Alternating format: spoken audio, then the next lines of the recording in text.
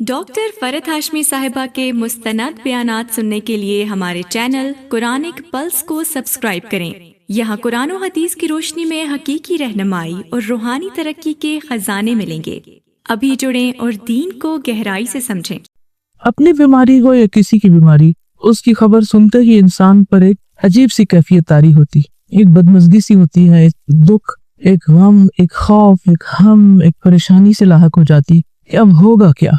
मसलन मैं जिसको की प्रिपेयर कर रही थी, पढ़ रही थी, तो मेरा बेटा मेरे पास है, कहते मेरे पेट में बहुत दर्द हो रही और मैं इतनी पुरसुकून थी। मैंने उसे एक दो सजेशन दिए, ऐसा कर लो, ऐसा कर लो, ऐसा कर लो, और उसके बाद मैं बिल्कुल मुतमईन थी। दुनिया में जो भी कुछ होता रहे, आप खुद पुरसुकून रहना सीखें, और वो सिर्फ और सिर्फ कुरान सुन्नत की तालीम ही से हो सकता है। तो हर बीमारी और हर तकलीफ की कोई वजह होती है, उससे हमें अपनी गलतियों को जानने समझने का भी मौका मिलता है, और अल्लाह सुब्हानहू तआला हमें उसके जरिए बहुत कुछ सिखाते हैं अगर हम इबरत की निगाह रखें और वाकई हम कुछ सबक सीखना चाहें। फिर ये कि मजीद कई चीजें सीखते भी हैं। जब बीमारी आती है तो फिर आप उसके इलाज के लिए डॉक्टर्स के पास जाते हैं, आपकी मुलाकातें ऐसे ऐसे लोगों से होती हैं जो आमतौर पर मुमकिन नहीं। मुझे अपनी बीमारी के दौरान इंतहाई पढ़े लिखे और मुख्तलिफ तरह के लोगों से मिलने का इत्तेफाक हुआ। तो जब भी मैं किसी नए डॉक्टर के पास, बहुत लर्नेड शख्स के पास जाती, तो मैं सोचती कि क्या इस बीमारी के बगैर मैं इससे मुलाकात कर सकती थी? नहीं कर सकती थी। इससे सीख सकती थी जो इसने मुझे वन ऑन वन बेस पर बहुत सी बातें सिखाई, नहीं सीख सकती थी। तो इसमें भी खैर है, तकलीफें तो आती जाती रहती, लेकिन हर चीज का इंसान अगर मुस्बत पहलू सामने रखे तो वही लम्हे इंसान के लिए खुशगवार भी बन जाते हैं।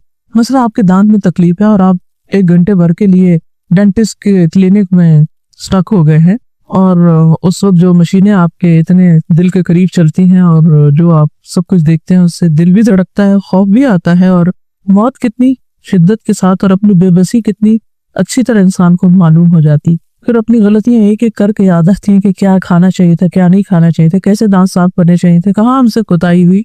और फिर ये है कि मरने के बाद और आखिरत में और इंसान वहाँ ऐसा गौर व फिक्र करता है कि जो आप अपनी मसरूफ रोजमर्रा की जिंदगी में कर ही नहीं सकते, किसी सूरत में नहीं कर सकते। इसी तरह जब आप मुख्तलिफ क्लिनिक्स पे जाते हैं तो बाज़ औक़ात आप वर्स्ट केसेस देखते हैं। घर में रह के तो आप ही बीमार बने हुए, लेकिन बाहर जाते हैं आप देखते हैं कि हमसे ज्यादा किस किस तकलीफ और मुसीबत में लोग, तो अपनी तकलीफ कम लगती है और शुक्र अदा होता है। यानी फिर इंसान तकलीफ पर शुक्र अदा करना सीखता है। इसी तरह लामतनाही फवायद, अगर आप उन फवायद पर गौर करना चाहें और आप उनको जानना चाहें, इन सब पर गौर का फायदा ये होगा कि आपके अंदर एक अजीब इत्मीनान और एक शुक्र की कैफियत पैदा होगी और आप पुरसुकून हो जाएंगे। आपने देखा होगा एक शख्स फौत होता है तो दूसरा उसके फौत होने की खबर सुन के हार्ट अटैक में फौत हो जाता है। ऐसी खबरें भी आपने पढ़ी होंगी। तो छोटे छोटे गम और तकलीफें जो इंसान पे आती रहती हैं, ये इंसान को मजबूत भी करती हैं और बड़ी खबरें सुनने का एक हौसला भी पैदा करती। और एक नबा नजीम बड़ी खबर तो है ही हम सबके सामने, वो तो मरे हुओं को भी उठा के खड़ा कर देगी। वो कौन सी? अम्मा यतसाअलून अनिन नबइल अज़ीम। किस चीज के बारे में आपस में एक दूसरे से बातें कर रहे हैं और डिस्कशंस कर रहे हैं? उस बड़ी खबर के बारे में। अल्लज़ी हुम फीही मुख्तलिफून, जिसमें इनकी आरा मुख्तलिफ हैं, इनके अपने भी डिसएग्रीमेंट्स हैं। रियलिटी को जुटला के ये नहीं कि ये इत्तेफाक कर गए, कल्ला सयालमून हुम्मा कल्ला सयालमून, हरगिज नहीं, अनकरीब ये जान लेंगे कि हकीकत क्या थी, फिर हरगिज नहीं, जरूर ये जान लेंगे, नहीं चल जाएगा पता कि असल हकीकत क्या थी। तो हम सब भी जितना उस दिन को भुलाएं, जितना भी डिनाय करें, लेकिन बहुत जल्द हम में से हर एक को उसकी असल हकीकत पता चल जाएगी। छोटी छोटी बीमारियां और दरअसल उस बड़ी बीमारी की तैयारी का एक हिस्सा भी हो सकती। तो बहरहाल बीमारी इंसान के गुनाहों को भी दूर करती है, अल्लाह की रजा का भी सबब बनती है, क्योंकि मुनाफिक को नहीं पता होता बीमारी क्यों आई और क्यों चली गई, लेकिन मोमिन जो है उसके लिए बीमारी में बहुत सारे सबक होते हैं। और फिर अगर किसी की बीमारी की खबर आप सुनते हैं, किसी अजीज प्यारे की, तो फिर आपके दिल में अगर एक तड़प उठती है कि मैं उसके लिए कुछ कर सकूं, उसकी आदत का आपके दिल में जज्बा आता है, उस आदत पर कितना ज्यादा अजर है। इसके बारे में एक हदीस आपके सामने रखूंगी। अबू अशस कहते हैं कि वो दोपहर के वक्त मस्जिद दिमश्क की जानिब रवाना हुए। जामे दिमश्क बहुत मशहूर मस्जिद है, यानी शाम सीरिया में दिमश्क के अंदर ही बहुत बड़ी यानी सेंट्रल मॉस्क, और ये उस वक्त से है। रास्ते में हजरत शद्दाद बिन औस रजी अल्लाह अन्हु से मुलाकात हो गई। सहाबी हैं, तो वह दौरे सहाबा में वो मस्जिद आबाद हो चुकी थी। उनके साथ सुनाबही भी थे, नाम है। मैंने पूछा कि अल्लाह ताला आप पर रहम फरमाए, कहाँ का इरादा है, कहाँ जा रहे हैं? उन्होंने फरमाया कि यहाँ एक भाई बीमार है, उसकी इयादत के लिए जा रहे हैं। चनाचे मैं भी उनके साथ चल पड़ा। अच्छा आप जा रहे हैं तो मैं भी सवाब को मालूम। जब वो दोनों उसके पास पहुंचे तो उससे पूछा कि क्या हाल है? اس نے بتایا کہ میں نے اچھے حال میں صبح کی ہے. قال اصبحت بنعمت، ہیں بیمار لیکن کیا کہہ رہے ہیں؟ اصبحت بنعمت، اچھے حال میں صبح کی ہے. حضرت شداد نے فرمایا خوش ہو جاؤ، ابشر، کہ تمہارے گناہوں کا کفارہ ہو چکا اور گناہ معاف ہو چکے، کیونکہ میں نے نبی صلی اللہ علیہ وسلم کو یہ فرماتے ہوئے سنا ہے کہ اللہ تعالیٰ فرماتا ہے جب میں اپنے بندوں میں سے کسی مومن بندے کو آزماتا ہوں، یعنی اس کا امتحان لیتا ہوں، اور وہ اس آزمائش پر بھی میری تعریف کرتا ہے، اس تکلیف کے آنے پر بھی میری تعریف کرتا ہے، یہ عام پارٹ ہے، تو جب وہ اپنے بستر سے اٹھتا ہے وہ اپنے گناہوں سے اس دن کی طرح پاک صاف ہوتا ہے جس دن اسے اس کی ماں نے جنم دیا تھا. اور اللہ تعالیٰ فرماتا ہے وَيَقُولُ الرَّبُّ عَزَّ وَجَلَّ أَنَا قَيَّدتُ عَبْدِي، میں نے اپنے بندے کو قید کیا. آپ سٹک ہو جاتے ہیں نا، قید ہو جاتے ہیں، کچھ کر نہیں پاتے، اٹھ نہیں سکتے. میں نے اپنے بندے کو قید کیا. وَابْتَلَيْتُهُ، اور میں نے اس کی آزمائش کی، اس کا امتحان لیا، اور اس نے کیا کیا؟ اس پر بھی شکر ادا کیا. یہ لکھا ہوا نہیں لیکن محذوف ہے، انڈرسٹوڈ ہے. تو اس کے لیے اب تم اجر کیا لکھو؟ وَأَجْرُ لَهُ كَمَا كُنْتُمْ تُجْرُونَ لَهُ وَهُوَ صَحِيحٌ، لہٰذا تم اس کے لیے ان تمام کاموں کا اجر و ثواب لکھو جو وہ تندرستی کی حالت میں کرتا تھا. آپ کے تہجد چھوٹ گئے، آپ کی تلاوت چھوٹ گئی، آپ کی خدمت خلق چھوٹ گئی جو آپ صبح صبح گھر والوں کی کرتے ہیں اٹھ کے، آپ کے بعض اوقات ایسی غنودگی ہوتی ہے آپ کے اذکار چھوٹ جاتے ہیں، اور آپ کو سب سے زیادہ تکلیف کس پہ ہو رہی ہوتی ہے بیمار ہونے کے بعد؟ میں اتنا محروم ہوں کہ سارے لوگ اتنی اتنی نیکیاں کریں، خصوصاً اگر رمضان میں ہو جائے یا حج پہ ہو جائے، پھر تو اور بھی برداشت نہیں ہوتا کہ یا اللہ یہ کیا ہو گیا. تو اس وقت اللہ سبحانہ وتعالیٰ مہربانی کرتے ہیں جب عام بندے ساتھ چھوڑ دیتے ہیں. شرط ایک ہے، اور وہ کیا؟ اس وقت بھی پازیٹیو رہو، اس وقت بھی اچھا ہی سوچو، اس وقت بھی اللہ کی تعریف کرو کہ یہ کسی مقصد کے بغیر نہیں آئی اور میرے گناہ دھل جائیں گے اور میرے لیے اس میں بھی فائدہ ہے، اجر و ثواب مل گیا بنا کیے بھی. اور بیماری کا اپنا ایک جو کفارہ ہوتا ہے یعنی گناہوں کی معافی، وہ بھی ساتھ ہو گیا، دگنا اجر آپ نے کما لیا یا دوہری کمائی کر لی بیمار ہو کر. ارے جبکہ ہم کیا سوچ رہے ہوتے ہیں کہ ہم لوزر ہیں، ہم تو کھو گئے، سب کچھ چھٹ گیا ہم سے. تو اس وقت جو پریشان نہ ہو اور اللہ سے اچھی امید رکھیں، اچھا گمان رکھیں، تو اجر ہی اجر ہے، فائدہ ہی فائدہ ہے. اور یہ لفظ کتنا خوبصورت ہے کہ قیدت عبدی، بالکل آپ ایسے لگ رہا نا قید ہو گئے، سب حرم جا رہے ہیں، آپ نہیں جا سکتے، سب کھڑے ہو کے عبادت کر رہے ہیں، آپ کھڑے نہیں ہو پا رہے، سب روزہ رکھے ہوئے ہیں، آپ روزہ نہیں رکھ پا رہے، لیکن اللہ کے اجر لکھا جا رہا ہے. جب آپ گورنمنٹ جاب کرتے ہیں تو آپ کو سال میں کچھ سک لیوز ملتی اور وہ ود پے ہوتی، اسی طرح میٹرنٹی لیو بھی ود پے ہوتی، پھر کچھ ہاف پے پہ ہوتی، کچھ عرصے کے بعد وہ وداؤٹ پے ہو جاتی، اور کچھ عرصے کے بعد آپ کو جاب چھوڑنی پڑ جاتی. اللہ کے یہاں ایسا نہیں، بیماری پر آپ کو ود پے لیو ملتی ہے، نماز اور کچھ نیکیوں سے جو آپ روٹین میں کر رہے ہوتے ہیں. ایک اور جگہ پر آتا کہ بخار جہنم کے جوش سے ہے اور یہ مومن کا آگ سے حصہ ہے، ام منکم الا واردھا. پھر اسی طرح ایک اور حدیث میں آتا ہے بخار جو تھا نبی صلی اللہ علیہ وسلم کی خدمت میں آیا اور عرض کیا آپ مجھے اپنے لوگوں کے پیچھے بھیجیے، تو آپ نے انصار کے پاس بھیج دیا. ان کے ہاں 6 دن رہے، 6 دن رات، اور ان پر بخار بہت سخت واقع ہوا، بہت زیادہ بخار آیا ان کو، بخار ان کے گھروں میں گھس گیا. تو انہوں نے آپ سے شکایت کی. اس پر رسول اللہ صلی اللہ علیہ وسلم نے ان کے ایک ایک گھر اور ایک ایک کمرے میں جانا شروع کر دیا اور ان کے لیے عافیت کی دعا فرمائی.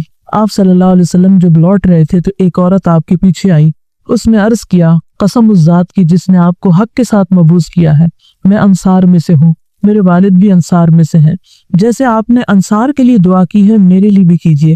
آپ نے فرمایا کیا چاہتی؟ اگر چاہو تو میں تمہارے لیے دعا کروں کہ تم بخار سے محفوظ رہو، چاہو تو برداشت کر لو اور تمہیں جنت ملے گی. اس نے کہا میں صبر کروں گی اور جنت کو خطرے میں نہ ڈالوں گی.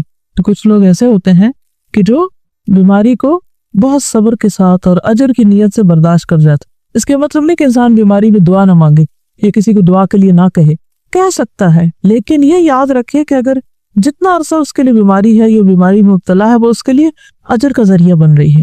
نبی صلی اللہ علیہ وسلم نے فرمایا خوش ہو جاؤ، مومن کے مرض کو اللہ تعالیٰ کفارہ اور اپنی رضا کا سبب بنا دیتے ہیں، اور فاجر نافرمان گناہگار اس کا مرض ایسا ہے جیسے اونٹ کہ اس کے مالک نے اسے باندھ دیا اور اس کے بعد چھوڑ دیا، اسے نہیں خبر کیوں باندھا اور اسے نہیں پتا کیوں چھوڑا، بخار کیوں آیا اور کیوں گیا. وہ حدیث بھی یاد رکھیے کہ رسول اللہ صلی اللہ علیہ وسلم ام صائب کے ہاں تشریف لائے. آپ نے فرمایا اے ام صائب تجھے کیا ہوا، تم کانپ رہی ہو، جیسے ملیریا ہوتا نا. اس نے عرض کیا بخار ہے، اللہ اس میں برکت نہ کرے. آپ نے فرمایا بخار کو برا نہ کہو، کیونکہ بخار بنی آدم کے گناہوں کو اس طرح دور کرتا ہے جس طرح بھٹی لوہے کے میل کو چیل کو دور کر دیتی ہے۔ عبداللہ کہتے ہیں کہ میں رسول اللہ صلی اللہ علیہ وسلم کی خدمت میں حاضر ہوا، آپ اس وقت تیز بخار میں تھے۔ میں نے عرض کیا، یا رسول اللہ آپ کو تیز بخار ہے؟ فرمایا ہاں، مجھے تم میں سے 2 آدمیوں کے برابر بخار ہے۔ آپ کی بیماری عام لوگوں کے مقابلے میں دگنی ہوتی تھی کیونکہ آپ کے لیے اجر بھی زیادہ تھا۔ میں نے عرض کیا کہ اس سبب سے آپ کو دوہرا اجر ملے گا؟ فرمایا یہی بات ہے، جس مسلمان کو کانٹا چبھنے کی یا اس سے زیادہ کوئی تکلیف پہنچتی ہے، اللہ تعالیٰ اس کے ذریعے اس کے گناہوں کو اس طرح دور کر دیتا ہے جس طرح درختوں سے پتے خزاں کے موسم میں۔ بخار مانگنا نہیں ہے، لیکن آ جائے تو پریشان نہیں ہونا، گھبرانا نہیں، برا بھلا نہیں کہنا۔ اور آپ کو پتہ ہے کہ اس میں کئی بیماریوں سے شفا بھی ہے۔ جب بخار ہوتا ہے نا تو دراصل ہمارے اندر کے گندے مادے جو ہوتے ہیں وہ جل رہے ہوتے ہیں، وہ ایک کلینزنگ کا عمل ہوتا ہے، اور عام طور پر یکایک شدید قسم کی ڈوز دے کر اس کو ٹھنڈا کر دیا جاتا ہے۔ جو گال بلیڈر میں وہ سٹونز بنتے ہیں، ایک حکیم صاحب نے مجھے بتایا تھا کہ وہ جب بخار کے ذریعے کچھ مادے اکٹھے ہو رہے ہوتے ہیں کچھ آرگنز میں، جب ایک دم آپ ٹھنڈا کرتے ہیں تو وہی مادے سٹون بن جاتے ہیں اور پھر وہ مزید بیماریوں کا سبب بنتے ہیں۔ ایک اور حدیث ہے، حضرت ابو سعید خدری رضی اللہ عنہ سے مروی ہے کہ ایک آدمی نے نبی صلی اللہ علیہ وسلم سے پوچھا کہ ہمیں جو بیماریاں لگتی ہیں یہ بتائیے کہ ان پر ہمارے لیے کیا ہے۔ نبی صلی اللہ علیہ وسلم نے فرمایا یہ بیماریاں گناہوں کا کفارہ بن جاتی ہیں۔ ہم سب گناہ کرتے ہیں، جانے انجانے، بعض چیزوں کا تو ہمیں پتہ ہی نہیں کہ ہم غلط بھی کر رہے ہیں کیونکہ علم ہی نہیں ہوتا کہ یہ غلط ہے۔ کچھ عرصے بعد پتہ چلتا تو توبہ استغفار شروع کرتے، یہ کیسی جہالت ہے، پتہ ہی نہیں تھا کہ یہ نہ کرنے والا کام۔ بہرحال حضرت ابی ابن کعب رضی اللہ عنہ نے عرض کیا، اگرچہ بیماری چھوٹی ہی ہو، چھوٹی سی بیماری ہے کوئی، تب بھی؟ نبی صلی اللہ علیہ وسلم نے فرمایا ہاں، اگرچہ ایک کانٹا ہی چبھ جائے یا اس سے بھی کم۔ یہ سن کر حضرت ابی ابن کعب رضی اللہ عنہ نے اپنے متعلق یہ دعا کی کہ موت تک ان سے کبھی بھی بخار جدا نہ ہو۔ کیا دعا کی؟ کہ مجھے ہر روز بخار ہو۔ اور یہ کون ہے دعا کرنے والے؟ ابی ابن کعب، عالم صحابی ہیں، ہاں، کاتب وحی ہیں، لیکن وہ ایسا بخار ہو کہ حج اور عمرہ، جہاد فی سبیل اللہ اور فرض نماز با جماعت میں رکاوٹ نہ بنے، میرے یہ کام نہ چھوٹے، ویسے بے شک بخار چڑھا رہے۔ چنانچہ اس کے بعد انہیں جو شخص بھی ہاتھ لگاتا ان کا جسم تپتا ہوا ہی محسوس ہوتا، حتیٰ کہ ان کا انتقال ہو گیا۔ وہ لوگ اپنی قول کے پکے تھے۔ ہم لوگ ایک وقت میں ایک بات کرتے ہیں، یا اللہ ایسا ہو جائے، اور جب وہ ہو جاتا تو پھر ہم سب گھبرا اٹھتے، پر کہتے یا اللہ ایسا کیوں ہوا اور ایسا نہ ہو۔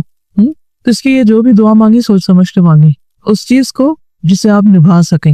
لیکن عافیت کی دعا بہرحال اللہ تعالیٰ کو بہت محبوب ہے، اپنے لیے عافیت ہی مانگے، مگر عافیت مانگنے کے باوجود بھی کچھ نہ کچھ تکلیف آ ہی جاتی ہے۔ اصل سبق جو سیکھنے کا ہے وہ یہ کہ جب تکلیف آ جائے تو اس وقت آپ کا رویہ کیا ہونا چاہیے۔ بیماری میں مومن کا رویہ، اصل چیز جو کاؤنٹ کرتی ہے وہ کیا ہے کہ ہم کسی بات یا کسی موقع پر کیسے ریاکٹ کرتے، ہم کیا کرتے ہیں۔ لِيَبْلُوَكُمْ أَيُّكُمْ أَحْسَنُ عَمَلًا، اور یہ احسن عمل صرف نماز کا خشوع نہیں دیکھا جا رہا، وہ تو اپنی جگہ ہے۔ یہ احسن عمل، ہر عمل میں احسن، ہر عمل میں اچھا رویہ۔ آپ دیکھیے کہ اگر اس باب پر انسان پورا اتر جائے تو جنت بھی ہے اس کے لیے، لیکن دنیا میں بھی کتنا سکون ہو جائے۔ ہمیں عموماً تکلیف کس چیز سے ہوتی ہے؟ لوگوں کے کن رویوں سے ہوتی ہے تکلیف؟ جب وہ چھوٹی چھوٹی بات پر آفے سے باہر ہو جاتے ہیں، کوئی بات مرضی کے خلاف ہو گئی تو اتنا نیگیٹو وے میں ریاکٹ کیا، موڈ آف کر لیا، کئی دن تک بولنا چھوڑ دیا، سیدھے منہ بات نہ کی، اسی سے تو دل تنگ ہوتا ہے نا، کہیں بھی اکٹھے رہنا مشکل ہو جاتا ہے لوگوں کا۔ تو مومن کا دل غمگین ہوتا ہے لیکن اس کا چہرہ مسکراتا ہوتا ہے۔ مرضی کے خلاف بھی بات ہو جائے تو کوشش کر کے مسکرائیں، ورنہ کیا ہے کہ شکوہ ہے کس سے؟ اللہ تعالیٰ سے کہ کیوں ہمیں آزمائش میں ڈالا، کیونکہ کوئی تکلیف نہیں آتی مگر اللہ کے اذن سے آتی۔ اس وقت ایک ایسے کردار کا مظاہرہ کریں جو واقعی اللہ کا پسندیدہ کردار ہو، اور اس وقت بھی ڈائریکٹ آپ کا کنیکشن اپنے رب کے ساتھ ہو کہ میرے اللہ تو جانتا ہے نا کہ میں کس تکلیف سے گزر رہا ہوں، چاہے وہ جسمانی ہو یا روحانی ہو یا جذباتی ہو یا کچھ بھی ہو۔ بندوں کو سنانے کا فائدہ نہیں، وہ سمجھ ہی نہیں پاتے کہ مسئلہ کیا ہے۔ آپ ایڈوائس لے سکتے ہیں کسی سے، لیکن آپ لے کے دیکھیں مایوسی ہوں گی، پھر بہت فائدہ نہیں ہوگا۔ تو بہتر کیا ہے، پرو ایکٹیو اپروچ اختیار کریں۔ مثلاً روٹین میں جیسے اب قرآن مجید آپ پڑھ رہے ہیں اس کے ساتھ ایک تعلق ہے، آپ نے دیکھا ہوگا ہر روز جواب آتا ہے کہ نہیں، جیسے جیسے حالات گزر ہوتے ہیں ویسے ویسی آیات آ رہی ہوتی ہیں۔ یہ پرو ایکٹیو اپروچ ہے، مسائل سے نبٹنے کی ہے، ہدی للمتقین ہے، ہدایت ہے، گائیڈنس ہے آپ کے لیے، آپ کو روز کے مسئلوں کا حل پیش ہو رہا ہے۔ کوئی تک ہی نہیں بنتی کہ انسان پر قرآن کو چھوڑ کے بیٹھ جائے۔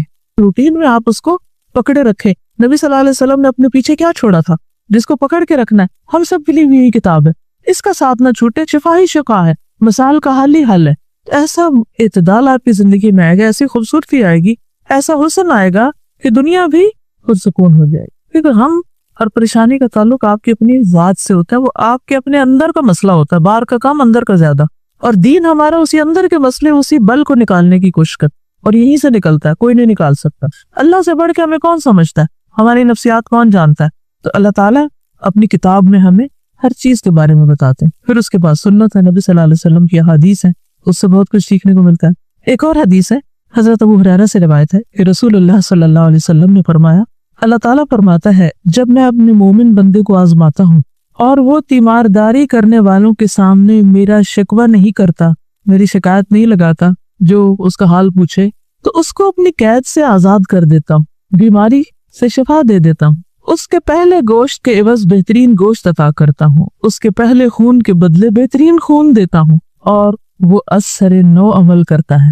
ہوتا ہے نا کہ جب بیمار ہوتا ہے انسان تو عبادات ہارٹ پہ آ جاتی ہیں, رک جاتی ہیں, ساری روٹین ڈسٹرب ہو جاتی, کام چھوٹ جاتے ہیں, یوں لگتا ہے اب تو کبھی صحت ملنی کوئی نہیں, اب تو ہمیں اس کے ساتھ ہی جینا پڑے گا. لہذا نہ تو دوا کرتے ہیں, نہ ہی کوئی اور اپنا خیال کرتے ہیں, بس پھر ہر وقت ایک بصورہ و چہرہ اور ایک مریل شکل اور مریل چال کے ساتھ سب کو بیزار کرتے. اللہ پہ توکل کہاں گیا؟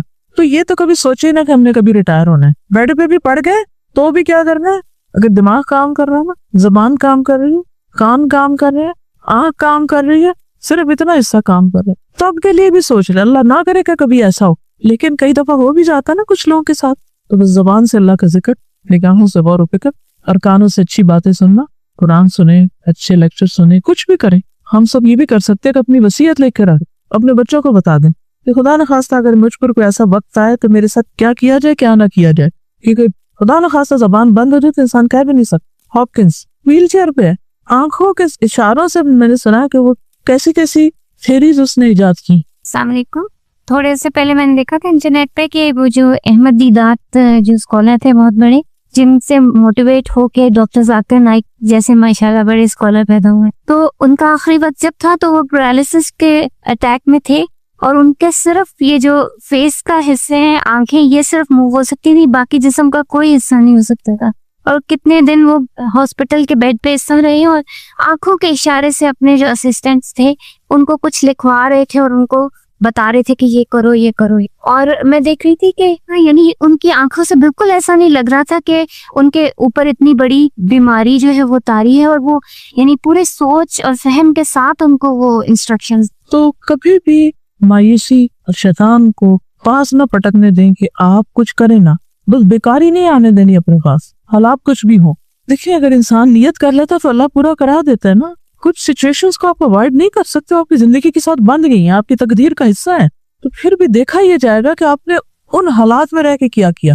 ٹھیک ہے, تو بہرحال بیماری کا شکوہ نہیں کرنا, واویلا نہیں کرنا, دوسروں کو بیزار نہیں کرنا, اس کو اپنے اوپر طاری نہیں کر لینا.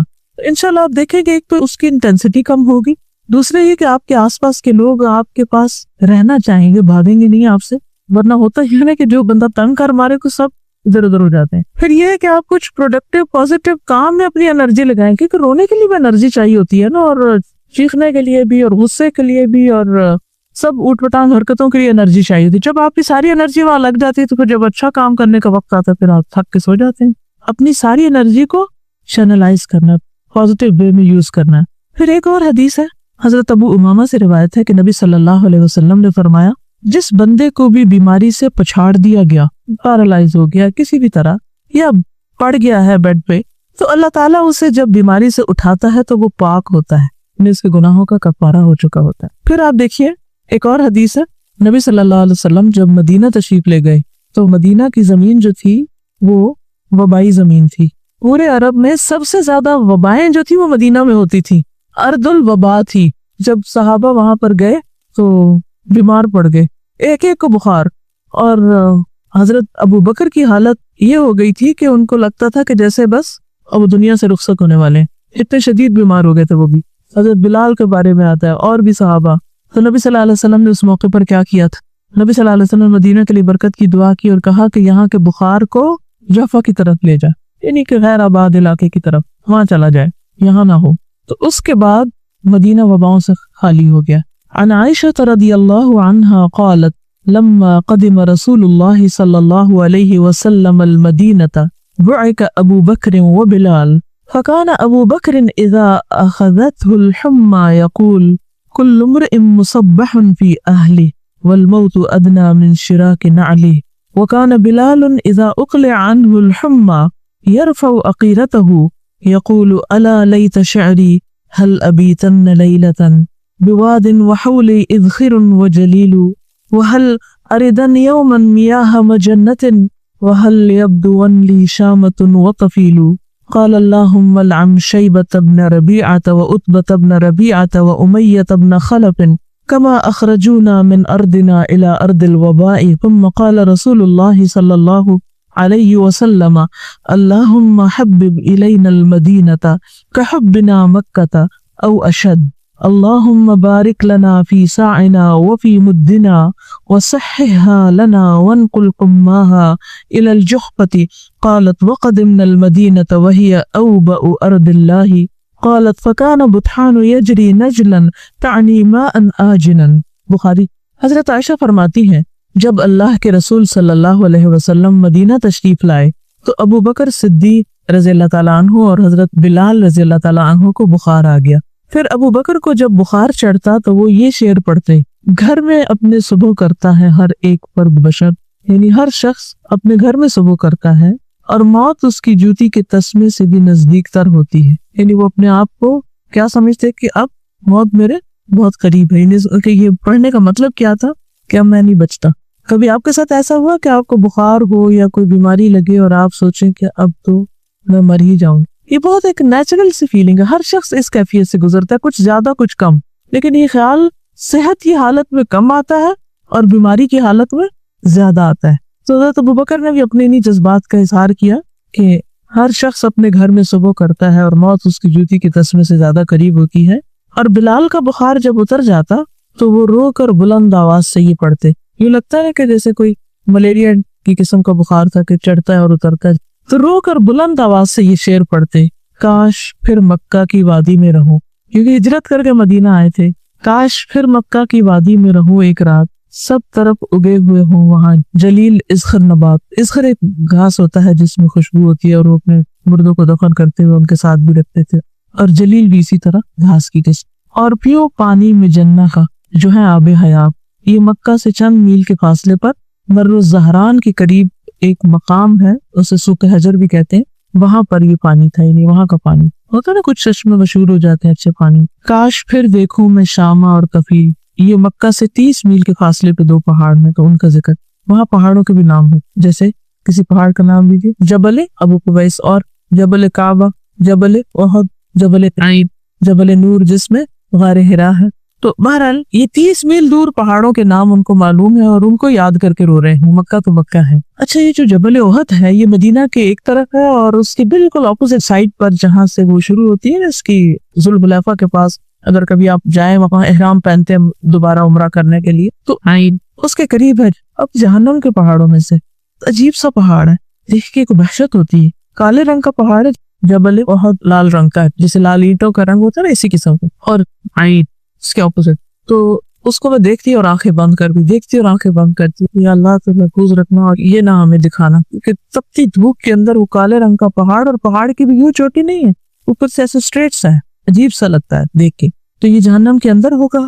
اصل میں اللہ تعالیٰ نے دنیا میں انسان کو کچھ ایسی چیزیں دکھائیں کہ جس سے وہ اپنے ان گھروں کو بھی یاد کر لے، ہے نا، کہ ہم جنت تو نہیں دیکھ سکتے، جہنم تو نہیں دیکھ سکتے، لیکن جب یہ کہا جاتا ہے کہ یہ ٹکڑا جنت کے ٹکڑوں میں سے ہے، یا پہاڑ جنت کے پہاڑوں میں سے ہے، یا یہ دریا جو ہے وہاں سے جاری ہوئے ہیں اور یہ جہنم کی وادی میں سے ہے، تو پھر وہ ایک عجیب طرح کی فیلنگ آتی ہے جو خالی سنتے رہنے سے نہیں آتی، دیکھنے سے ایک اور بات بنتی ہے۔ تو بہرحال حضرت بلال جو تھے وہ یہ شعر پڑھا کرتے تھے اور کہا کہ اے میرے اللہ، شیبہ بن ربیعہ اور عتبہ بن ربیعہ اور امیہ بن خلف، ان مردودوں پر لعنت کر جنہوں نے ہمارے ملک سے ہمیں نکال کر وبا کے ملک میں دھکیل دیا۔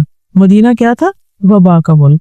رسول اللہ صلی اللہ علیہ وسلم نے یہ سن کر فرمایا، یا اللہ، مدینہ بھی ہم کو مکہ کی طرح یا اس سے بھی زیادہ محبوب بنا دے، یعنی ہمیں مدینہ سے بھی محبت دے دے یا مکہ سے بھی زیادہ دے دے۔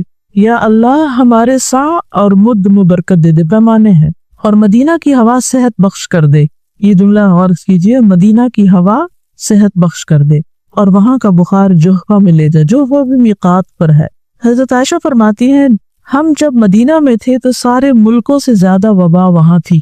پھر فرمایا کہ مدینہ میں بطحان ایک نالا تھا، اس میں بہت ہی تھوڑا بدمزہ اور بدبودار پانی بہتا رہتا تھا، لیکن جب اللہ کے رسول صلی اللہ علیہ وسلم نے وہاں کے لیے دعا کی، بہت سی نعمتیں وہاں پر اللہ تعالیٰ نے عطا کی۔ اور یہاں آپ نے جو دعا کی نا بہت دلچسپ ہے کہ مدینہ کی ہوا صحت بخش کر دے۔ مدینہ کی ہم کہتے ہیں نا ایئر میں کچھ ہے، ایسے بولتے ہیں نا عام طور پہ، جیسے مکہ جاتا ہے نا تو ایک دم کلو ہونے لگتا ہے یا کچھ، تو ہم کہتے ہیں یہ ایئر میں ہے، بس آپ کو چمٹنا اس نے کہیں بھی جا کر پکڑ لینا ہے۔ اسی طرح آپ نے بھی دیکھا ہوگا کہ جب کوئی شخص ایک خاص علاقے میں رہ کر بیماری ہوتا چلا جائے تو عموماً کیا کہتے ہیں، جگہ تبدیل کریں، تو پھر جو ہی جگہ تبدیل کرتا بیماری چلی جاتی ہے۔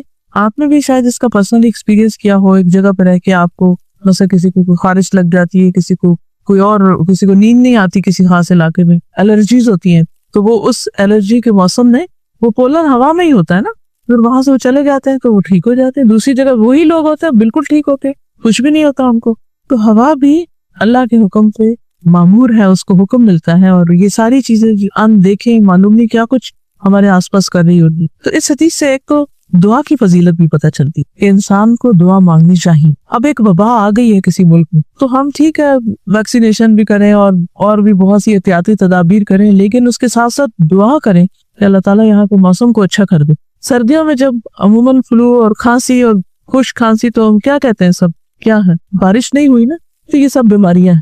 تو بچپن میں سمجھ نہیں آتی کہ بارش سے بیماری کا کیا تعلق ہے، بڑے بزرگ یہی کہہ رہے ہوتے ہیں نا اس دفعہ بارش نہیں ہوئی تو یہ اور یہ مسئلے ہو گئے، بہت زیادہ چیز پھیل رہی ہے۔ تو بارش بھی پاک کرتی ہے موسم کو، کس کو صاف کرتی ہے زیادہ، ہوائی کو صاف کرتی ہے، جس کو ہم اپنے پانی سے نہیں صاف کر سکتے۔ دوسری حدیث ہے، یہ بھی بخاری کی، عبداللہ بن عباس سے روایت ہے کہ عمر بن خطاب عوام کے حالات سے باخبر ہونے کے لیے شام کی طرف روانہ ہوئے۔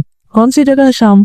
اس میں فلسطین، شام، اردن، یہ سب کچھ شامل تھا، ٹھیک ہے۔ شام صرف موجودہ شام نہیں، جب بھی شام کا لفظ آیا نا تاریخ کی کتابوں میں تو ساتھ ہی یہ بات یاد رکھیں کہ شام سے مراد فلسطین، اردن، موجودہ شام، یہ سب علاقے اس میں آتے ہیں۔ وہ خود کہاں رہتے تھے حضرت عمر؟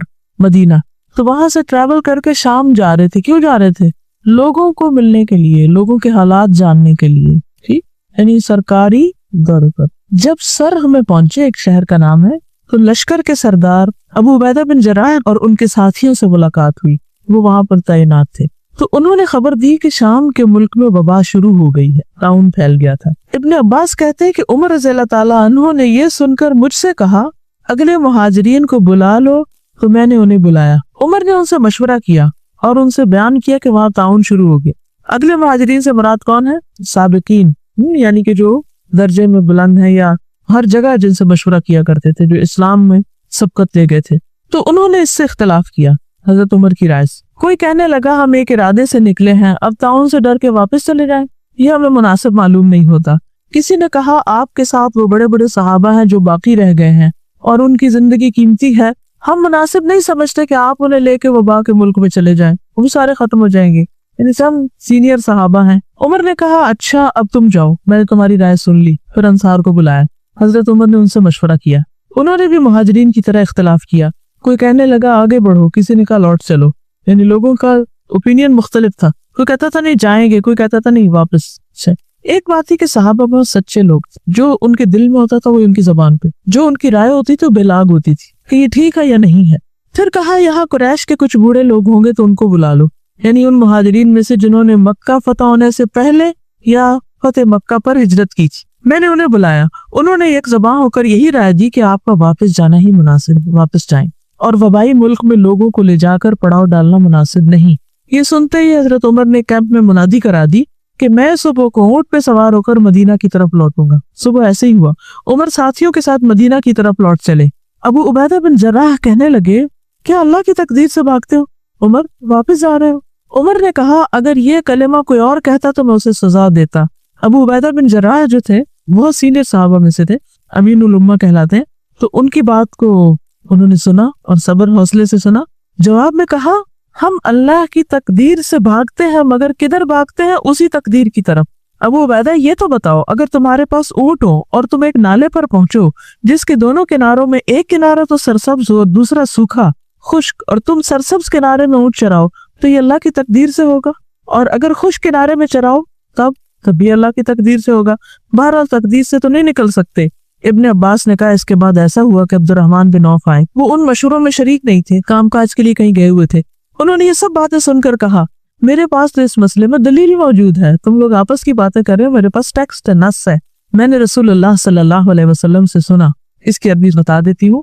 इज़ा समअतुम बिही बिअर्दिन फला तक़दमू अलैहि व इज़ा वक़अ बिअर्दिन व अंतुम बिहा फला तख़रुजू फ़िरारन मिन्हु क़ाल फ़हमिदल्लाह उमर हुम्मा इंसरफ़। मतलब क्या है कि हुज़ूर सल्लल्लाहु अलैहि वसल्लम ने क्या फरमाया, वो दलील क्या थी? आप फरमाते थे जब तुम सुनो किसी मुल्क में वबा फैली हुई है तो वहां ना जाओ, और अगर उस मुल्क में फैले जहां तुम हो तो वहां से भाग के मत जाओ।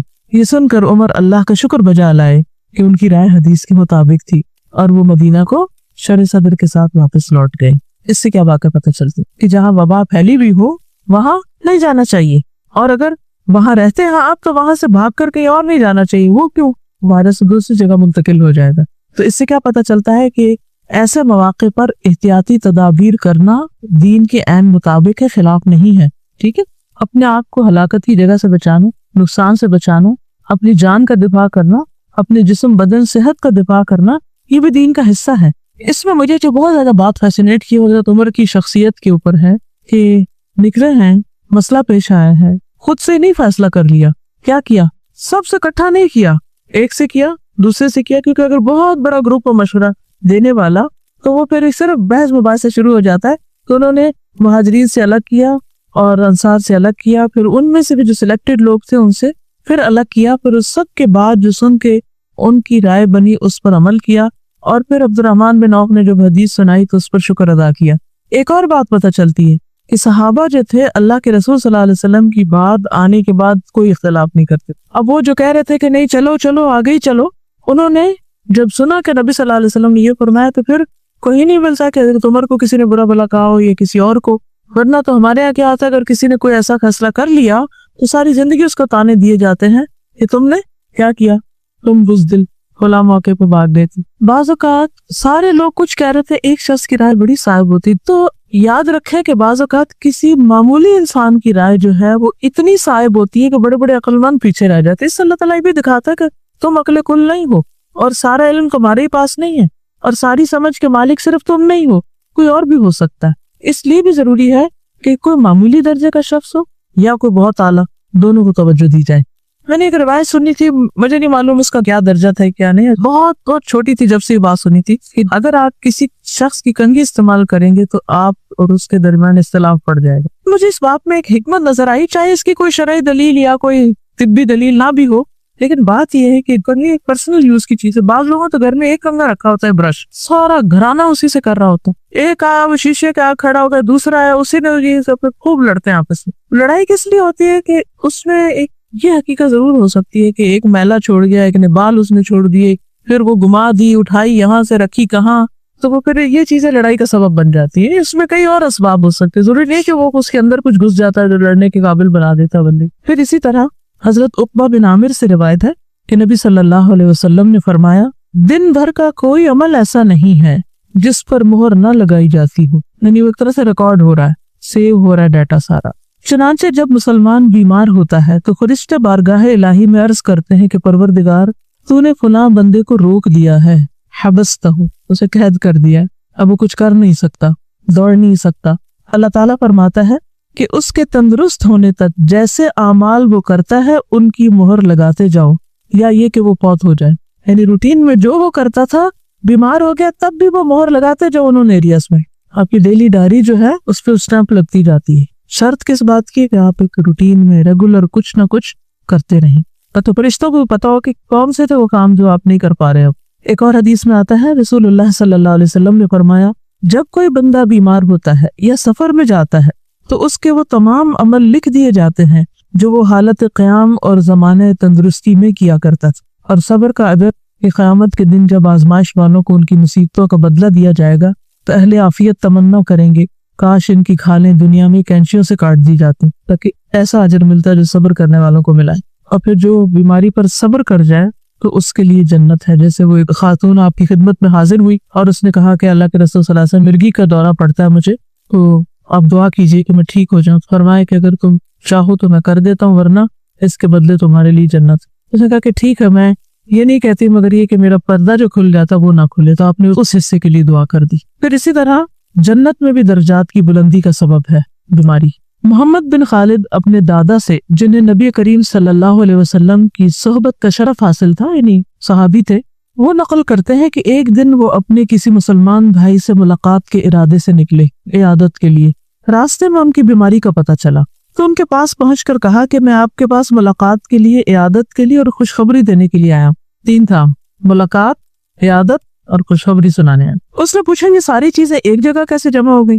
انہوں نے جواب دیا کہ میں جس وقت نکلا تھا اس وقت آپ سے ملاقات کا ارادہ تھا، بس ملنے آ رہا تھا. راستے میں آپ کی بیماری کی خبر سنی تو عیادت کی نیت بھی کر لی. اور رہی خوشخبری تو وہ یہ ہے کہ میں نے نبی صلی اللہ علیہ وسلم کو یہ فرماتے ہوئے سنا ہے کہ جب اللہ کے ہاں کسی بندے کا مقام اور مرتبہ اس درجے سے آگے بڑھ جاتا ہے جہاں تک اس کا عمل نہیں پہنچتا تو اللہ تعالیٰ اسے جسمانی، مالی یا اولاد کی طرف سے کسی آزمائش میں مبتلا کر دیتا ہے، پھر اسے اس پر صبر بھی عطا کر دیتا ہے یہاں تک کہ وہ اس درجے تک جا پہنچتا ہے جو اس کے لیے طے ہو چکا ہوتا ہے. یعنی آپ ہر وقت جنت الفردوس مانگتے ہیں، روتے ہیں کہ یہ کرنا تھا کر نہیں پائے. یعنی کئی لوگوں کو لٹرلی روتے ہوئے دیکھا ہے جو واقعی سچے دل سے کہتے ہیں کہ ہمارا دل چاہتا ہے ہم یہ بھی کریں، یہ بھی کریں، یہ بھی کریں، لیکن ہم اس ہو نہیں پا رہا. کبھی بچے چھوٹے ہیں، کبھی بیماری آ گئی ہے، کبھی کوئی اور وجہ بن گئی، عمل نہیں ہو پا رہا، کام کر نہیں پا رہے، کرنا چاہتے ہیں. اب عمل کے ساتھ تو اس درجے کو پا ہی نہیں سکتے کیونکہ وہ وقت نہیں ہے، موقع نہیں ہے، یا قابلیت نہیں یا صلاحیت نہیں. اب یہ گیپ ہے، ابھی کچھ قدم باقی ہیں تو اللہ تعالیٰ کیا کرتے ہیں؟ وہ آزمائش بھیج دیتے ہیں، بندہ اس پہ صبر کر جاتا ہے.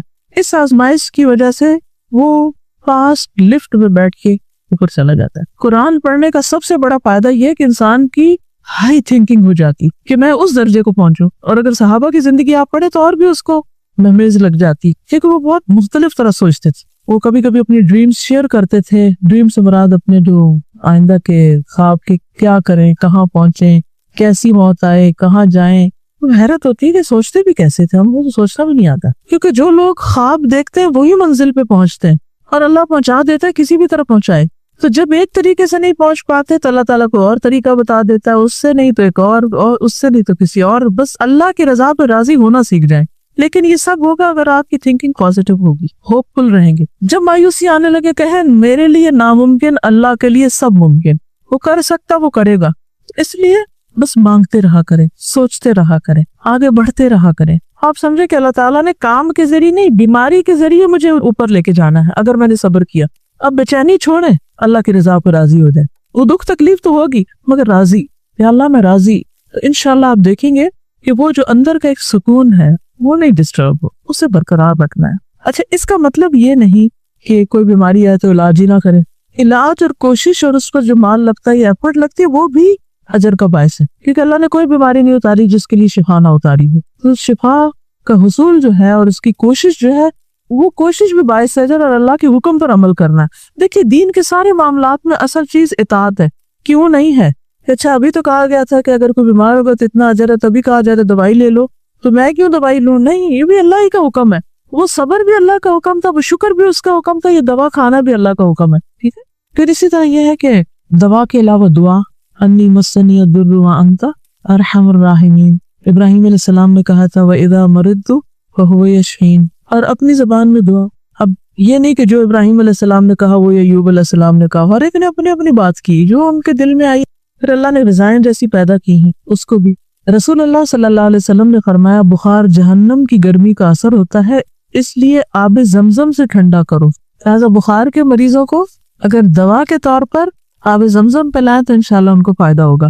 اور اگر آب زمزم کو کسی چھوٹے سے پیالے میں رکھ لیں اور کچھ روئی یا کپڑے کے اوپر سپرنکل کر کے اس کو ماتھے پہ پٹیاں جو لگاتے ہیں یا ویسے آپ اپنے آپ کو وائپ کرتے ہیں تو وہ بھی اچھا رہے گا. پھر یہ کہ جو کوئی بیمار ہے تو عیادت کرنا جو ہے نبی صلی اللہ علیہ وسلم کے اخلاق کا حصہ ہے، اور اس میں مرد حضرات کی، خواتین کی بھی عادت کی آپ نے. ام علا کہتی ہیں میں بیمار تھی، رسول اللہ صلی اللہ علیہ وسلم میری بیمار پرسی کے لیے تشریف لائے. فرمایا ام علا خوش ہو جاؤ، اللہ تعالیٰ مسلمان کی مرض کی وجہ سے اس کے گناہ اس طرح صاف کر دیتے ہیں جیسے آگ سونے اور چاندی کے کھوٹ کو ختم کر دیتی. اچھا، ایک اور بڑی دلچسپ بات جو مجھے بھی ریسنٹلی پتا چلی وہ یہ کہ مریض کو کھانے پینے میں مجبور نہ کرو. अक्सर ऐसा होता है ना कि इधर जरा सी बीमारी उधर भूख बंद, फिर हम इतना फोर्स करते हैं, कहते हैं कि है ये मर जाएगा भूख से। हालांकि होता ही है कि जिस्म को काम करना होता है और स्टमक सारी एनर्जी ले जाता है फूड डाइजेस्ट करने में, तो इसलिए अगर उसमें कुछ नहीं जा रहा तो भी अल्लाह की एक हिकमत है। हज़रत उक़बा बिन आमिर जुहानी कहते हैं कि रसूलुल्लाह सल्लल्लाहु अलैहि वसल्लम ने फरमाया, अपने मरीजों को खाने पीने पर मजबूर ना किया करो, क्योंकि अल्लाह ताला उनको खिलाता पिलाता है। उसका अपना एक तरीका है अल्टरनेट ग़िज़ा का। और आफियत की दुआ जो है वो कभी भी पढ़ना ना भूलें। हमारा कल्चर ऐसा है कि उसमें परेशान होना एक लाजमी हिस्सा है। अल्लाह से आफियत की दुआ करते रहें और अल्लाह की नेमतों को याद करते रहें, शुक्रगुजार रहें, खुश रहें। एक सवाल है, मुझे खुद को पुरसुकून रखने वाली बात समझ नहीं आई।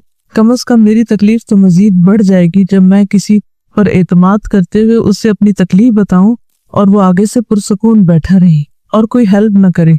मेरे ख्याल है जो शख्स पुरसुकून होता है वो बेहतर हेल्प कर सकता, बजाय इसके जो बिल्कुल सुनते पैनिक हो जाए और अपने होशो हवास खो बैठे। जो अपनी मदद नहीं कर सकता वो किसी दूसरे की मदद कैसे कर सकता है? आपने देखा कभी कि डॉक्टर्स कितने पुरसुकून होते हैं? अगर डॉक्टर्स हाल दुहाई मचा दें तो मरीज का क्या होगा? मरीज क्या कहे, ये बहुत मेहरबान डॉक्टर है, इसको तो मेरी वजह से रोना ही आ गया और वो तो कुछ कर ही ना सका। तो ये तो हमदर्दी नहीं।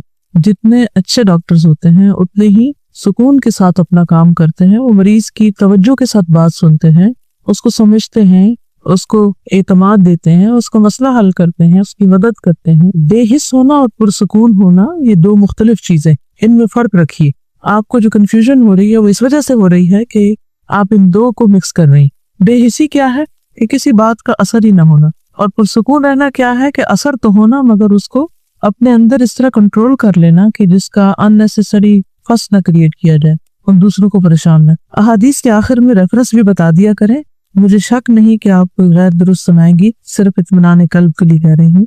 आपने दुरुस्त फरमाया। मुझे कल 2-3 तो का ख्याल भी है, लेकिन वक्त की कमी की वजह से अरबी, मैं तो अरबी भी पढ़ना सोच रही थी कि आपको पढ़ के सुना, लेकिन इंशाल्लाह ये जो मटेरियल है, ये जो लेक्चर वेब पे जहाँ अपलोड होगा उसके साथ ही आपको PDF में ये सारी हदीसें लिखी हुई अरबी और उर्दू भी मिल जाएंगी। तो वहां से आप रेफरेंस भी चेक कर लीजिए, बल्कि उस रेफरेंस को लेके आगे भी चेक कर लीजिए कि ली कहाँ से, या वाकई उस किताब में है या नहीं।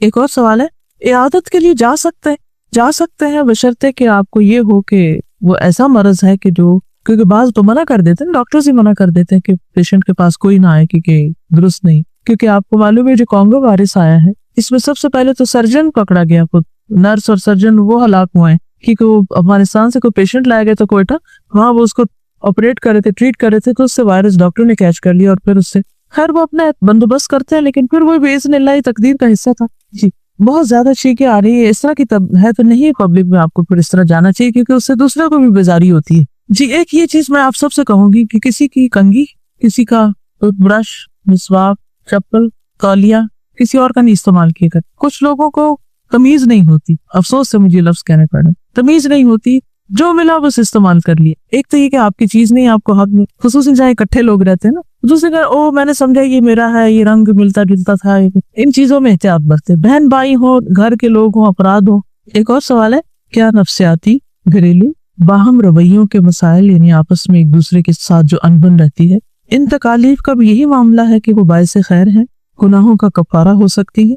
क्योंकि नफ्सियात दान तो कहते हैं कि ये मसाइल आपके अपने पैदा करदा हैं और अक्लमंदी अच्छे रवैये से हल किए जाते हैं। कुरान में भी है कि जो मुसीबत आती है तुम्हारे अपने हाथों की कमाई से आती। दुरुस्त फरमाया आपने। पहली बात ये कि ये जितने भी मसाइल होते हैं जो हमें पेश आते हैं, इनमें से अक्सर हमारे रवैये या गुनाह या हमारी किसी न किसी गलती का नतीजा होते हैं, ठीक है। और अल्लाह ताला इनके जरिए हमें सिखाते भी हैं कि हम सबक सीखें। जब हम किसी के साथ कोई ज्यादती करते हैं तो जुल्म करना एक ऐसा जुर्म है कि जिसकी सजा दुनिया में भी मिलती है। इंसान किसी का हक नहीं मारना चाहिए। तो दुनिया में जब कोई तकलीफ आती है तो फौरन सोचें। इसकी पहचान का एक बहुत आसान तरीका है कि उससे मिलता जुलता अपना कोई जुर्म सोचें कि आपने क्या की। यानी किसी ने आपके साथ कोई ज्यादती की तो सोचें कि आपने तो ऐसा किसी के साथ नहीं किया था, या कोई वाकया पेश आया तो उसमें आपकी गलती कहाँ पर थी, दूसरों की नहीं चुने। हम क्या करते हैं कि जब कोई मुश्किल पेश आती है किसी पर तो उस वक्त तो हम बहुत एक्टिवली सोचते हैं कि उसने ये किया ये किया ये किया, लेकिन जब हमारे साथ आती है तो हम बंद कर देते हैं, ब्लॉक कर देते हैं अपनी सोच को। तो हम तो मासूम है, बस दूसरे जालिम है, उन्होंने हमारे साथ ज्यादती की। तो इसमें बैलेंस रखिए, जरूर सोचें। लेकिन बाज़ औक़ात जैसे इज्तिमाई तकलीफें आती है तो उसमें इनडायरेक्टली बाज़ औक़ात गलती होती भी है सारी उस कौम की, बाज़ औक़ात नहीं भी होती, लेकिन क़यामत के दिन फिर हर एक अपनी नीयत के मुताबिक उठाया जाएगा। और ये जो बात है कि ये मसाइल अपने पैदा करते हैं और अच्छे रवैये से हल किए जा सकते हैं, तो इसमें वो हदीस याद रखिए कि नबी सल्लल्लाहु अलैहि वसल्लम ने फरमाया कि अच्छे अखलाक वाले दुनिया और आखिरत की सारी भलाइयां लूट के। अच्छे अखलाक में हम आमतौर पर दो चीजों को बहुत कोट करते हैं, जैसे स्माइल करना, जैसे सलाम करना। वो कौन सी एक अच्छी आदत हो सकती है जिससे ताल्लुकात अच्छे होते हैं, और वो कौन सी एक खास खराब आदत होती है जिससे ताल्लुकात खराब होते हैं। दूसरों की बात तवज्जो से सुनना, ये एक ऐसा गुर है जिससे बहुत से ताल्लुकात आपके ठीक हो जाएंगे। ये मैं आपके की दे रही। जब आप दूसरे की सुनते नहीं तो दूसरा फ्रस्ट्रेट होता है, अपना एतमाद खो देता है, समझता है कि शायद मैंने कोई गलत बात की। तो अगर आप चाहते हैं कि आपके बाहम ताल्लुकात अच्छे हों तो क्या करना होगा आपको? नबी सल्लल्लाहु अलैहि वसल्लम जब कोई बात करता था तो आप किस तरह सुनते थे? सिर्फ कानों से या जिस्म से भी? अपने आप को उधर मोड़ लेते थे। जब आप किसी की पूरी समझेंगे नहीं तो आप उसको क्या करेंगे? मिसअंडरस्टैंड करेंगे। जब मिसअंडरस्टैंड करेंगे तो वो कुछ कह रहा है, आप कुछ कह रहे हैं, वो कुछ कह रहा है, आप कुछ कह रहे हैं। फिर इसी तरह कुरान मजीद में वाज़ेह तौर पर फरमाया गया है, ला तुसाइर खद्दक लिन्नास, अपना गाल मोड़ के बात नहीं, इन बेरुखी से बात नहीं करो। ये मफहूम है, अपने गाल को ना फेरो लोगों से। बहुत से लोग अनकॉन्शियसली या कॉन्शियसली ये काम कर रहे होते हैं। वो दूसरा को अगर बात करे तो उसको देखते भी नहीं, देखते ही नहीं उसकी तरफ।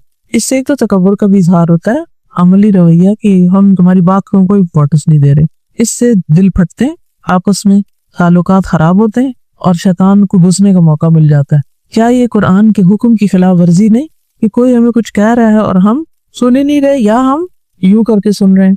जैसे मजलिस में आप 4-5 लोग बैठे हुए, अगर कोई बोल रहा है तो क्या करना चाहिए? तवज्जो देनी चाहिए इसको, और जवाब भी देना चाहिए। नहीं, ये अखलाक है या बद अखलाकी कि कोई बात करे और आगे से ना हाँ करे ना करे, बहुत बड़ी बद अखलाकी। और हम समझते हैं तो मिस्कीन मासूम, हमारी तो कोई गलती नहीं, हम तो बोलते ही नहीं, किसी को कुछ कहते ही नहीं है, हम तो इतने बेज़रर हैं। लेकिन आप बहुत बड़ा जुर्म कर रहे हैं कि कोई आपसे कुछ सवाल कर रहा है, आपसे कोई बात कर रहा है, कोई पूछ रहा है और आप उसको ना हाँ कर रहे हैं ना कर रहे हैं, हाँ ठीक है, अच्छा कोई बात नहीं। तो इस आदत पे भी काबू पाने की जरूरत है। इससे दूसरा शख्स गुस्सा करेगा और फिर आप कहे कि वो जालिम में गुस्सा करता है और आपको अपनी खामोशी का जुल्म नहीं पता। तो ये बेसिक मैनर्स, बुनियादी बातें इस्लाम ने जो सिखाई है ना, इन पर हमें अमल करने की जरूरत है। तब घर खुशगवार होगा, माशरा खुशगवार होगा, दुनिया खुशगवार होगी। ऐसे ही लोग जन्नत के वासी हैं, जन्नत में जाएंगे और वो खुश होंगे और दूसरों को खुश करेंगे। बेहतरीन नेकी क्या है कि तुम अपने मोमिन भाई के दिल में खुशी डालो। सोचे दिन में हम कितने लोगों को खुश करते हैं, कितनी खुशियां बांटते और बखेरते हैं, और कितने दिल तोड़ के निकलते हैं, कितनी बदअखलाकियां बखेरते हैं। तो क्या ये लिखा नहीं जा रहा? क्या इसका हिसाब नहीं होगा? क्या इसकी पूछ कोई नहीं होगी? और अगर हमें शऊर ही नहीं अपनी इन हरकतों का, तो मुत्तकी की सिफत तो बेशऊर होना नहीं होती। किसकी सिफात है बेशऊर, लाशऊर? मुनाफिकीन की सिफात है। तो हमारे अंदर उनकी शबाहत भी क्यों आए? हम वो हों या उन जैसे हो, ये तो बहुत ही दूर की बात है। किसको कॉपी करना चाहेंगे आप, मुत्तकी को या मुनाफिक को? मुत्तकी को। तो फिर उन जैसी अखलाक अपनाएं, ठीक है। बाज़ों का मुश्किल उस वक्त होती है जब कोई गैर जरूरी बेकार बातें करता है, तो उस सूरत में भी कम से कम उसकी तरफ देख के उसको ये महसूस कराना चाहिए कि आपकी बात लंबी हो गई है, अच्छा हाँ ठीक है, बट आगे तो आप कहना क्या चाहते हैं। यानी उसको भी आप उस वक्त सिखा सकते हैं किसी तरह, या उसको कट कर सकते हैं और फिर उसको बाद में बता भी सकते हैं। लेकिन असल में मसला पता कहाँ होता है? जब आप सुनते नहीं, पूरी तरह समझते नहीं। अच्छा, कुछ लोग होते हैं एक बात एक दफा कहते हैं, फिर थोड़ी देर बाद वही कहते हैं। उनको भी क्यों इस तरह करना पड़ता है? हमने चूंकि अपने ज़हन में पहले से बिठा लिया ना कि इन्होंने लंबी बात करनी, लिहाजा हम शुरू से ही उनकी तरफ तवज्जो नहीं करते। होना क्या चाहिए कि आप थोड़ी देर जरूर उनकी तवज्जो से बात सुनें। जब उन्हें ये यकीन हो जाएगा ना कि मेरी सुन ली गई है, तो शायद वो भी अपनी गुफ्तगू कम कर लें। ये एक नफ्सियाती मरज है, उसके लिए अलग तरह से टैकल किया जाएगा। मैं यहाँ एक आम रोजमर्रा की रूटीन की नॉर्मल सिचुएशन की बात कर रही हूँ। अच्छा, फ्लड रिलीफ के बारे में बात करनी थी कि किस तरह जानवर मर रहे हैं और किस तरह इंसानों के लिए मुश्किल हो रही है। जो इन्होंने लिखा है मैं जल्दी से पढ़ के सुना देती हूँ। सिंध के कुछ इलाके बिल्कुल आइलैंड की शक्ल इख्तियार कर गए। फसलें, गन्ना, कपास, चावल, सब्जियों की फसलें बर्बाद होकर रह गई। यानी जैसे एक वीक के बाद वो कपास पिक करने वाले थे और वो कपास डूबी पड़ी है। और आपको पता है कपास में पानी गया तो अब तो वो बिल्कुल बेकार है, मिट्टी वाला पानी, कुछ भी नहीं उससे कर सकते। हजारों लाखों इंसान, तकरीबन 13 से 14 लाख घर खत्म हो गए। हजारों लाखों इंसान और जानवर इस तबाहकारी से मुतासिर हुए। कई किलोमीटर तक 4 फुट पानी में चल कर कश्तियों के जरिए आमदोरफ्त मुमकिन हो रही है। लोग कश्तियों पे आ जा रहे हैं, इंसानों के साथ जानवर भी मर रहे हैं। साफ पानी गंदे पानी के साथ मिल गया है। जैसे अब कुआं साफ था, जब गंदा पानी आया तो सारा उसमें भर गया, पीने का पानी नहीं है। इससे बहुत से लोगों में आंतड़ियों के मर्ज वगैरह भी पैदा हो गए। अस्पताल कुछ तो डूब गए हैं, या पानी इस तरह है कि लाखों की मशीनें तबाह हो गई, बह गई हैं उसमें। मरीजों के पास तिब्बी सहूलत नहीं, लाशों को दफनाने के लिए जमीन ढूंढ रहे हैं। कश्तियों में लाशें साथ अपने रखी गई, दूर टीलों पे जाके लोग उनको दफना आते हैं। घरों में खाना नहीं, चीजें नहीं, क्योंकि बहुत सारी हमारी आबादी तो एक दिन का कमाती है और उसी दिन खाती, और अगले दिन काम नहीं तो खाना भी नहीं। तो इन सब की मदद के लिए बहुत से इदारे काम कर रहे हैं। जहां भी आप काम मदद देना चाहें, आपकी दिल तसल्ली हो, आप करिए, लेकिन कुछ ना कुछ जरूर कीजिए। अलदा की जो कराची की टीम है वो वहां से खुश खाना, कंबल, दवाइयाँ और तरपाल, पानी के फिल्टर, मच्छर मार दवाइयाँ और जिंदगी की बुनियादी सहूलतें जो हैं, जरूरियात जो हैं, वो बजरिया हेलीकॉप्टर या कश्तियों के या पैदल पहुंचाने का इंतजाम कर रही हैं। तो आप जो भी इस काम में हिस्सा डालना चाहें आप डाल सकते हैं। अपनी अपनी क्लासेस में जमा कर लीजिए, फिर इकट्ठा कर दीजिए और रोज के रोज हम उनको भेज सकते हैं। दूसरा यह है कि अगर आप अपने किसी रिश्तेदार को बाहर के मुल्क में बताना चाहते हैं कहीं भी, तो वेबसाइट के ऊपर पूरा एड्रेस मौजूद है। ये एड्रेस भी है, इसको हम बाहर लगवा सकते हैं ताकि इसी अकाउंट में फिर पैसे जाएं, और जो भेजें उसकी इंटीमेशन जरूर दे दे ताकि वो उस काम के लिए लग जाए। तो अल्लाह ताला हम सबको कुछ करने की तौफीक अता फरमाए। बैंक ट्रांसफर का पूरा लिखा हुआ भी है उसके ऊपर वेबसाइट पर। इनका सवाल ये है कि क्या हम पैसों के अलावा कुछ काइन चीजें वगैरह भी भेज सकते हैं। बात यह है कि अभी सड़कें डूबी पड़ी हैं, टूटी पड़ी हैं, ट्रक नहीं चल सकते। अब कश्तियों पे अगर हम बहुत सा सामान उठा के रखें भी तो इंसानों के लिए पूरी नहीं। जिस पे 40 बिठा सकते उस पे 80 लोग बैठे, उनके भी डूबने का खतरा, तो हम सामान नहीं भेज सकते अभी। उसमें यह है कि जैसे कल जहाँ ये गई थी वो लोग 4 टन रोजाना 4 टन चावल पका के उनको पैक करके कश्तियों पे दूर भेज देते हैं, जहां से लोग आ नहीं सकते सारे वापस काम के लिए, खाने के लिए स्टक है लोग मुख्तलिफ जगहों पर। तो उसके लिए जरूरी है कि हम सब अपना हिस्सा डालें, क्योंकि सदका बलाओं को डालता है। उन पर एहसान नहीं होगा, खुद अपने आप पर होगा। बहरहाल अब इजाजत। ओके, जज़ाकुमुल्लाह खैरन। सुब्हानक अल्लाहुम्मा व बिहम्दिका नशहदु अल्ला इलाहा इल्ला अंता नस्तगफिरुका व नतूबु इलैक। अस्सलामु अलैकुम व रहमतुल्लाहि व बरकातुहू। डॉक्टर फरत हाशमी साहिबा के मुस्तनद बयानात सुनने के लिए हमारे चैनल कुरानिक पल्स को सब्सक्राइब करें। यहाँ कुरान और हदीस की रोशनी में हकीकी रहनुमाई और रूहानी तरक्की के खजाने मिलेंगे। अभी जुड़ें और दीन को गहराई से समझें।